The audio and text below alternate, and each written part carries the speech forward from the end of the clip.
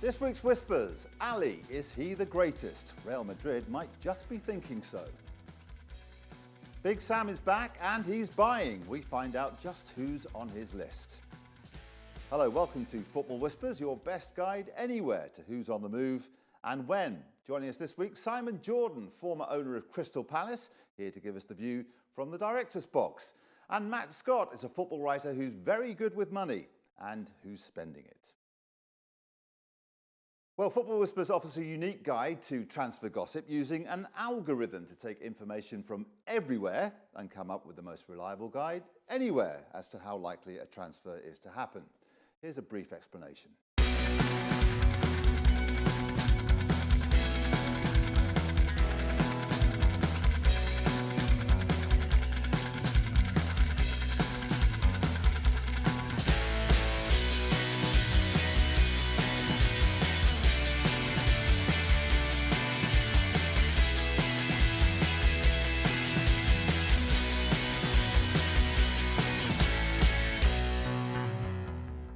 So that's how it works. Now let's get working.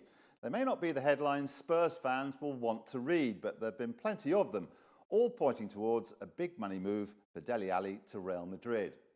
The Spaniard's transfer ban means it can't happen until the summer, but that hasn't stopped the gossip machine from churning. And the money involved is mind-boggling. Ali, who's yet to see his 21st birthday, signed a 6-year deal worth £50,000 a week in September, and that was doubling the money offered in a contract he agreed just 9 months earlier. But that's pocket money compared to what his Spanish counterparts are making. Not surprisingly, Spurs boss Mauricio Pochettino refuses to be drawn on the Ali rumours, and as for everyone else, well, he's not that bullish about Spurs' chances of entering the transfer market this month either. No. I don't expect to do some business because I am happy with the squad that we have. And I think it's not the right moment. Only if appears some possibility that will benefit us. If not, no. No, he's saying. How likely is it, despite what he says?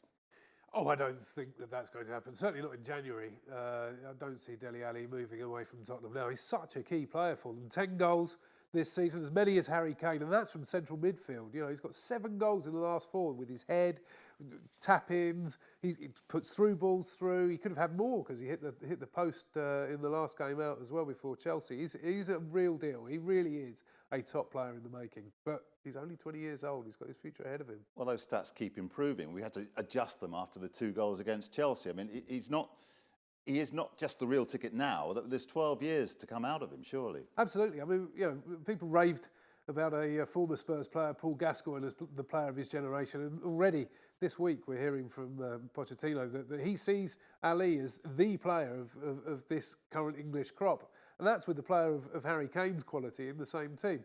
I'm not at all surprised he's being linked with Real Madrid, and I think Real Madrid could be the kind of place that he will end up. I'm sure we'll end up discussing how they have a relationship with Tottenham already, with a few players having moved that way. Gareth Bale, one of the latest Galacticos, obviously having joined from Spurs. So it could very well happen, but it's just not going to happen right now. Simon, put yourself in Daniel Levy's shoes. What's he thinking now? I don't want to sell. I mean, that will affect our team's performance, or there's an awful lot of money to be made. I think a combination of probably the both, but I can't imagine Tottenham entertaining anything for this player for some passage of time. I don't think he's arrived yet anyway. I think he's got a bit further to go as a player. But you know, you're looking at the numbers, you're looking at Madrid, people are indexing it because of previous associations. But I think Ali, having signed a new contract, is a young player. I think Spurs are building. I think they've got their biggest challenge, in my view, not actually losing their players, might be to lose their manager. But I feel that Ali and Real Madrid is a non-event as far as the transfer is happening, certainly in the next 18 months. Yeah, but if Pochettino does go there, there's been a lot of linking of him with Real Madrid, and there's a possibility if, you know, when they fall out of love with Zinedine Zidane, which, you know, they do tire of their managers very quickly in the Bernabeu, that Pochettino will be top of the list of people that they would look to sign. And if that happens, I think Dele Alli will be at the top of his targets. He's brought in Victor Wanyama from Southampton, his previous club. He does like to do that. I would see Harry Kane as being somebody he would think could replace Benzema in time as well. I think Tottenham, the passage of players to Real Madrid is not going to end with Gareth Bale. That's brilliant. You've got two players and the manager going. It's what we would call a special relationship between Real Madrid and Spurs. There's been a history, hasn't there? And I love the point that Spurs are actually their feeder club. No, not at all. Not at all. I mean, Joe Lewis owns Tottenham. They don't really need to feed anybody. If somebody wants to pay 80, 90 million pounds for Gareth Bale, then you're going to sell him, because that is ludicrous money. But certainly Tottenham are not a feeder club. Madrid are propped up by the municipality as a funded club anyway. So you look at it and say Tottenham are now a top 5 or top 4, top 5 side in the Premier League. The Premier League is the richest league in the world. They've got a billionaire behind their club. I don't think they're a feeder club for anybody. But you've got to put your businessman hat on, and Levy is nothing if not a businessman. It's so much money. If you're running a business, why not get it in there? Well, that was the decision, as Simon's just pointed out, that they took over Gareth Bale. You know, £90 million is a staggering sum of money, more than the revenues, entire annual revenues of several Premier League clubs at the time. They are building a new stadium. Any money that they pull in to collateralise that is going to help. So it's run as a business. They break even. They keep the wages very low, and this is the problem. But it'll be interesting to see, any transfer that involves Dele Alli, how much that will cost Spurs kicking back to MK Dons. That's true. So that becomes a factor in the equation as well.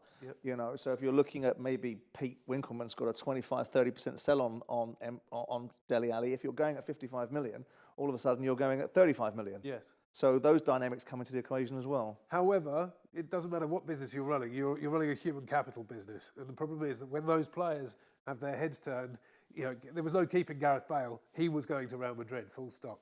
This was his career path, and he's going to follow it to Real Madrid. You can see that. I don't think it's going to happen yet. I don't think Dele Alli's agitating for anything. But if they came in 2 or 3 years, and he's 23 and he's got the rest of his career ahead of him, another 10 years of great contracts at Real Madrid, you can see that happening. So, likewise with the Harry Kane, I do think that this will happen in time, but not right now. Well, since last week's show, quite a few of you have contacted us asking exactly how Football Whispers works. I'm reliably informed that James Lorenzo, Mini-Me, has all the answers. He usually does. James. Yeah, certainly. Essentially, the Football Whispers' aim is to cut through all the transfer rumour noise out there and apply some science to the subject, so that we can tell people which transfer rumours are likely to happen and which aren't. And to that end, our data scientists have worked alongside a team from the University of Sheffield to develop an algorithm which, as I'm sure you will know, Father, is essentially a set of instructions that a computer uses to solve a problem. In our case, that algorithm gathers transfer-related data from several sources, analyses that data automatically and assigns it the Football Whispers index. This index, out of 5, reflects the credibility of each rumour. The algorithm is constantly running and rerunning, and as such will continue to update that index throughout its life. Tell us a little bit more about the factors that go into this then. Certainly. So for a start, the number of people talking about a rumour is the first major factor, and by talking we mean writing newspaper articles, blogs, tweeting, that kind of thing. Importantly, however, it makes a big difference whether the sources of the information are credible. So Matt Scott writing a piece for Football Insider will have a whole lot more credibility than me tweeting from my bedroom. But we don't stop there. We use a number of other data points to confirm whether the source is reliable. These include factors such as club financial data, player performance data, whether players are cultural fits for the teams, and that kind of thing. But the big question must be, does it work? How accurate is it? We like to think it's pretty accurate. Anyone who has used Google to search for something or Amazon to buy something or wondered why Netflix keeps suggesting certain movies to watch knows that computers don't always get it right. That said, we are confident that it's more reliable than any other method of transfer speculation. And importantly, it's worth remembering that we are constantly working to improve the score and the accuracy of the Football Whispers index. What I can say is that we're not stopping at football. Hopefully I'll have some news in coming shows about where else you may see the index in the future. Let's stick to this show and let's have your roundup. Yeah, there are several big rumours out there at the moment, several big numbers in our top 10, and none more so than the one concerning Ademola Lookman's move from Charlton to Everton. An index of 4.9 suggests that this one, which we think will be around the £10 million mark, is all but done, and Everton fans should expect to see the 19-year-old on Merseyside by the time they play Leicester in the FA Cup on Saturday. At number 3 is Keisuke Honda and a potential switch to Watford. This one has really come out of nowhere. It wasn't charting at all just a few days ago, but the Japanese midfielder has been talking about leaving AC Milan, and it looks like Walter Materazzi is set to pounce. With an index of 4.5, we expect Honda to swap the San Siro for Vicarage Road in the not-so-distant future. Looking at whispers 6 through 10, and down there in 9th is Liverpool's move for Emil Forsberg. The Swedish winger sits on an index of 3.8 for a potential £20 million switch from Leipzig to Anfield, where Jurgen Klopp is certainly keen to bolster his attacking ranks. Sadio Mane is off to the African Cup of Nations, Philippe Coutinho is yet to return from injury, while Daniel Sturridge is never far from an injury himself, so Forsberg could be a useful option for the Reds. My deal of the day today, however, is Arturo Vidal and a move from Bayern Munich to Chelsea. The Chilean midfielder was a key part of Antonio Conte's success in their time together at Juventus, and the Italian boss, having seen his side lose for the first time in what feels like forever last night, would probably be keen for a reunion. It's on a 4.2 at the moment. It hasn't been below a 4 since New Year's Day, and it's a deal that's more than worth looking out for. That's all from me, so let's head back to Matthew in the studio. Crystal Palace have a new manager and a battle to fight. Sam Allardyce is back in the game, his England troubles outweighed by his reputation for saving relegation-threatened clubs. This is what he's been up to at his last 2 clubs at this time of year, at West Ham and at Sunderland. At the Hammers, well, they were in 6th in January, Sunderland rather lower down the table. He bought 1 in at Upton Park and 4 at Sunderland, spending £4 million for the Hammers, 17.5 for the Black Cats. Well, we asked Sam exactly what he planned to do in this window. So I'll know by the end of the window. 2 things to happen, obviously, the team to get better and produce more results, keep the team fitter, get the injuries back and try and buy players in. 2 if possible. 3 if the finance will allow. So, you know, I want to lift the squad, and I can lift the squad by the way we train and we organise ourselves, and we can lift the squad by bringing a couple of good players in to add to it. It lifted the old players last year at Sunderland, so if you get the right players, it can lift the players already here. You've got to bear in mind that because they haven't won so many games in the whole of 2016, they're a little bit low on confidence that you have to try and build up. So, Allardyce in at Palace, your former club, what do you think of that appointment? In the circumstances, I think it's a good appointment. I think given where Crystal Palace are and what their aspirations were at the beginning of the season, I think, you know, they've got to make the best of what they've got now. And I think if they're in a situation where they are legitimately in a bona fide relegation battle, then there is no one more proficient and efficient at getting you out of those sort of environments than Sam Allardyce. It will come at a cost, I suspect, in terms of Sam's stock, whilst slightly depleted after the England debacle, is still high enough in the Premier League for him to have demanded, I expect, certain assurances and reassurances in his contractual negotiations that he will get money to spend. And clearly Palace need money to spend. They need it, you know, defensively. Although saying that, there are players in that team like James Tompkins that he would have probably had at West Ham and probably would have worked with. So I think, you know, the appointment of Sam, to answer your question, Matt, is a very good appointment. It's a very good statement of intent. And I think if they hadn't have made it, with due respect to Alan Pardew, there's a very, very good chance that it got sucked into that vortex of a relegation battle with better managers down the pyramid like David Moyes possibly making the difference. But is there any moral high ground to be taken here? Because some might say that, you know, Sam blotted his copybook big style with England, and why would you trust him elsewhere? No, I don't think he blotted his copybook at all. I think there is nothing wrong with certain factions of what he was accused of or what he did. One of them was that he was seeking to gain more money. Well, I don't know anybody in any walk of life that doesn't seek to gain more money. Just because he's getting paid a king's ransom, which football pays people regularly, it shouldn't remove the opportunity for him to make more money. Where I think the fault laid with Sam was that the FA didn't put him under contract, which dictated what he could and should do, and they left it to a football man, and football men kind of believe their own publicity, think they can do as they want, they think they're the front, centre and back of everything, and sometimes they need to be given proper direction and proper control. So his moral copybook is not being blotted, because ultimately we're not talking about the morality of what he's done, we're talking about the wisdom of what he did, and the controls that weren't put on him to stop him from doing it in the first place. As a football manager, in the job that Palace are asking him to do, I think there are very few peers. Well, if there are not many other people that can match up to him, what about his wisdom in the transfer market? Who's he going for? Well, he always activates transfers if he can when he needs to. Last season, he kept Sunderland up effectively with three signings he made: Kirchhoff, Kone and Khazri.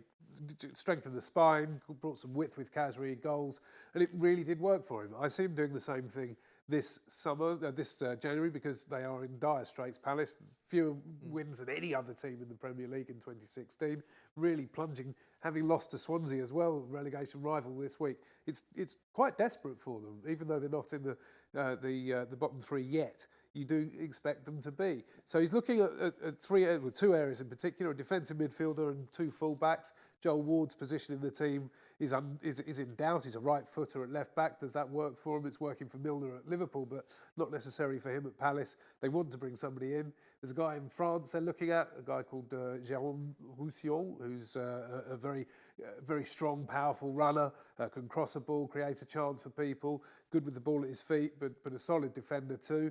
And they're looking at players like Kieran Gibbs, but I expect him to be a bit prohibitively expensive. There are players in this country that they would be interested in, but that's going to be more money. And if they've got to look at two or three positions, then I do quite like the sound of this Roussillon transfer. That's the Football Whispers. What's interesting is that if you sound play or replay exactly what Sam said last year at Sunderland, and then superimpose it over what he's saying now, it's verbatim. If we don't stop conceding goals, we're going to have ourselves a problem. I'm going to tell the chairman, the players, the managers, until everybody's fed up, we have to stop conceding goals. And that was exactly what he said at Sunderland, and that's where his focus will be. I don't think his focus will be on forwards. I think his focus will be central defensively and left back. Yeah, whoever he buys, though, you're the chairman, you have to supply the money. Why is it that... Sky do.